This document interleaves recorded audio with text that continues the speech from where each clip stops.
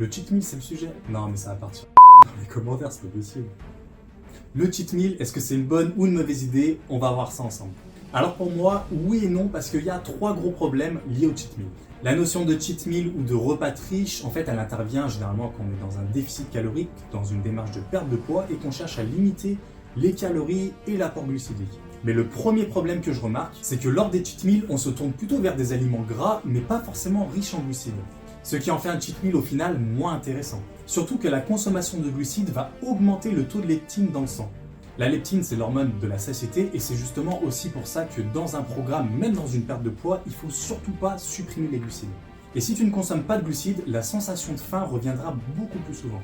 Le deuxième problème, c'est de faire un cheat meal complètement incontrôlé, où tu te goinfres jusqu'à t'exploser le ventre. C'est souvent ce qui arrive quand on se prive toute la semaine et qu'au final, on n'a qu'un seul repas où on peut se faire plaisir dans la semaine. Je récupère tellement de patients dans ce cas, c'est vraiment l'horreur pour eux. Même dans une démarche de perte de poids, il faut que tu apprécies ce que tu manges. C'est ultra important pour garder un rapport sain avec la nourriture. Si tu veux garder un rapport sain avec la nourriture et te transformer physiquement, clique sur le lien dans ma bio.